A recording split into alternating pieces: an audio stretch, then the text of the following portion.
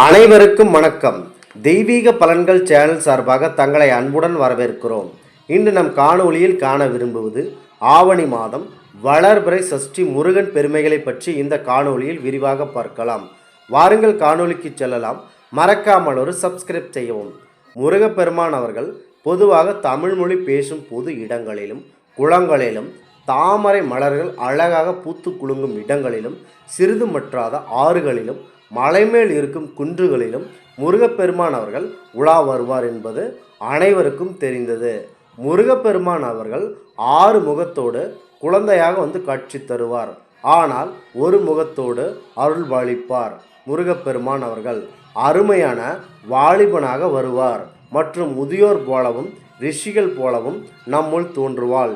வில்லில் இருக்கும் அம்பை தொடுக்கும் வீரனை போல எங்கும் சுற்றி திரிவார். முருகப்பெருமான் அவர்கள் திருவிளையாடலை கண்ட ஈஸ்வரன் அவர்கள் மன மகிழ்ச்சியில் தங்கள் அருகில் இருக்கும் பார்வதி தேவி அவர்களிடம் என் 3வது கண்களில் இருந்து தோன்றிய குமரன் அவர்கள் தீப்பொறியாக பிறந்தான். அவனை கங்காதேவி அவர்கள் சுமந்து சென்று சரவண பொய்கையில் சேர்த்ததால் அவன் காங்கேயன் என்று அன்போடு அழைக்கப்படுகிறான் என்று சிவபெருமான் அவர்கள் புகழ் பாடுகிறார்கள். மேலும் அங்கிருந்த 6 கிருத்திகை பெண்கள் தாயாக பாலூட்டியதால் அவன் கார்த்திகேயன் என்றும் அழைக்கப்படுகிறார். 6 கார்த்திகை பெண்களும் 6 பிள்ளைகளாக வளர்த்து கொண்டார்கள். அப்பொழுது 6 குழந்தைகளையும் பார்வதி தேவியானவர்கள் 6 குழந்தைகளையும் ஒன்றாக இணைத்து முருகன் என்ற பெயர் வைத்தார்கள். ஆறுமுகன் என்பவர் சிவபெருமானின் சக்தியமாகும். முருகப்பெருமானை வழிபடும் பக்தர்களுக்கு செல்வமும் அறிவும் ஞானமும் அருள முருகப்பெருமானை விட வேறு ஒருவர் இல்லை. ஒரு சமயம் பிரம்மதேவர் அவர்களிடம் பிரணவத்திற்கு பொருள் கூறுங்கள் என்று கேட்க அதற்கு பிரம்மதேவன் பிரம்ம மந்திரத்தை மறந்து இருந்ததாக தெரிந்தது. அப்பொழுது பிரம்மதேவரை தலையில் கொட்டி அவரை சிறையில் அடைத்தார் முருகன். இதனால் படைக்கும் தொழில் பாதியில் நின்றது. படைக்கும் தொழிலை முருகனை ஏற்றுக்கொண்டு பல காலம் படைத்து வந்தார். படைக்கும் குழந்தைகள் மிக சிறப்பான அறிவு மற்றும் வீரத்துடன் பிறந்தார்கள். அதன் பிறகு முருகப்பெருமான் அவர்கள் சிங்கமுகன் என்னும் சூரனையும் தாரகாசூரனையும் சூரபத்மனையும் மீதமுள்ள அனைத்து அசுரர்களையும் அழித்து தேவர்களின் துயரை மிக எளிதாக போற்றினார். இவ்வாறெல்லாம் பரம்பொருள் சிவபெருமான் அவர்கள் அருகில் இருக்கும் பார்வதி தேவி அவர்களிடம் தன்னுடைய குழந்தையான முருகனின் பெருமையை பாடிக்கொண்டிருந்தார். முருகப்பெருமான் அவர்கள் மலைகளை எல்லாம் ஒரு இடத்தில் கூட்டும் சக்தி கொண்டவர். பின்பு அந்த மலைகளை தலைகீழாக கவிழ்த்தி நிறுத்துவார். அனைத்து உலகத்தையும் சூழ்ந்திருக்கும் மலைகளை பாதாளத்திற்கு செலுத்துவார். மாபெரும் ஆற்றல் கொண்டவர் முருகப்பெருமான் அவர்கள். மேலும் முருகப்பெருமான் அவர்கள் தேவர்களும் மற்றும் அசுரர்களை நடுநடுங்கச் செய்தார். எல்லாவற்றையும் நிலைகுலைய வைத்த சிறிய குழந்தை என நாம் நினைக்கக்கூடாது. முருகனின் அவதாரமே குழந்தையாகும்.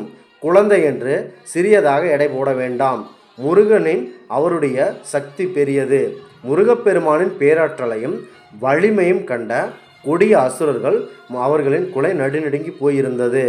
வானத்தில் இருக்கும் தலைவனாக இந்திரன் அவர்களுடைய வலிமையை கொண்ட மிக பெரிய தந்தங்கள் கொண்ட ஒரு வெள்ளை யானை ஒன்று உள்ளது. அதனை இந்திரனிடமிருந்து பெற்றுக்கொண்ட முருகப்பெருமான் அவர்கள் அந்த வெள்ளை யானையின் மீது ஏறி சவாரி செய்து கொண்டு மலை மேல் சென்று கொண்டிருந்தார். அப்பொழுது மலை போல் நெஞ்சம் மற்றும் குந்தம் இவை எல்லாம் அனைத்தும் கையில் ஏந்தி கொண்டு மற்றும் மேல் இவை அனைத்தையும் முருகப்பெருமான் அவர்கள் ஒரு அசுரர் போல் வைத்து கொண்டு சென்று கொண்டிருந்தார். அசுரர்களிடம் போரில் ஈடுபடச் சென்றார். அசுரர்களிடம் வெற்றி பெற்று தேவசேனையை திருமணம் செய்து கொண்டு வந்தார். இப்பொழுது போரில் அந்த வெள்ளையானது இறந்து போனது. அப்பொழுது சந்திரன், சூரியன், இந்திரன், 8 திகு பாலர்கள் அனைவரும் இந்த யானை இந்த போரில் மடிந்து விட்டது. இவ்வாறு தமிழ் கடவுளான முருகன் இந்த செயலை செய்து விட்டான். இவனை மன்னித்து காத்தருளுங்கள் என்று வேண்டிக் கொண்டார்கள். அதற்கு புன்னகைத்தபடியே நமது முருகப்பெருமான் அவர்கள் அந்த வெள்ளை யானையை உயிர்ப்பிக்கச் செய்யுமாறு செய்தார். இதனால் தேவர்கள் அனைவரும் பெருமகிழ்ச்சியில் ஈடுபட்டனர். மேலும் தமிழ் கடவுள் முருகப்பெருமான் இந்த வளர்பிறை சஷ்டியில் வணங்குவதால் குழந்தை பேறு கிடைக்கும் என்பது நமக்கு தெரியும். சஷ்டியில் இருந்தால்தான் அகப்பையில் வரும் என்ற பழமொழி நமக்கு தெரிந்து கொண்டு இந்த சஷ்டி நாளில் நாம் விரதத்தை மேற்கொள்ள வேண்டும். மேலும் மலைவாழ் மக்களுக்கு சிறந்த கடவுள்களாக சேயோன் என்ற முருகப்பெருமான் அழைக்கப்படுகிறார். மேலும் வள்ளியை திருமணம் செய்து கொள்ள கிழவனாகவும் மற்றும் முதியவராகவும் நடித்து திருமணம் செய்து கொண்டார். முருகப்பெருமானின் அறுபடை வீடுகளிலும் தமிழ்நாட்டிலேயே அடங்கிவிட்டதால் இவர் தமிழ் கடவுள் என்று கூறப்படுகிறார். மற்ற மாநிலங்களில் கார்த்திகேயன் என்று அழைக்கப்படுகிறார். கல் தோன்றா மண் தோன்றா காலத்தில் முருகன் மூத்த குடி வரலாறு தோன்றியது என்பது பழமொழி.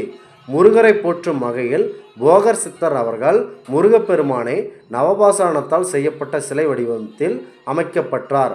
பழனி இந்த மூலவரை பூஜித்த பிரசாதத்தை உண்டால் நோய்கள் அகலும் என்ற வார்த்தை உலக புகழ் பெற்றது. இந்த முருகப்பெருமானின் ஆண்டி கோலமும் ராஜ அவதாரமும் உலக புகழ் பெற்றது. ஆண்டி அவதாரம் அறிவையும் ஞானத்தையும் வழங்கும். ராஜ அவதாரம் பணத்தையும் செல்வத்தையும் வழங்கும். முருகப்பெருமானை வளர்பிறை நாட்களில் நீங்கள் கணவன் மனைவி இருவர்களும் ஒன்றாக சேர்ந்து குளித்து முடித்துவிட்டு முருகன் படத்தை சுத்தம் செய்துவிட்டு அதற்கு செவ்வரளி பூ, செவ்வரளி மாலை ஆகியவற்றை அணிவித்து பூச்சூடி சந்தனம் குங்குமம் வைத்து முருகனை அன்று முதல் உண்ணாமல் உபவாசம் இருந்து நீங்கள் விரதம் இருந்தால் உங்களுடைய வாழ்க்கையில் குழந்தை பேறு கிடைக்கும். மேலும் உண்ணாவிரதத்துடன் கூடிய மற்றும் மௌன விரதமும் இருப்பது சாலச் சிறந்ததாகும். இந்த ஆன்மீக தகவலை உங்களுக்கு பகிர்ந்தமைக்கு தெய்வீக பலன்கள் சேனல் சார்பாக நாங்கள் மிகுந்த பெருமை கொள்கிறோம். மீண்டும் ஒரு நல்லதொரு காணொளியில் உங்களை சந்திக்கிறோம். நன்றி, வணக்கம்.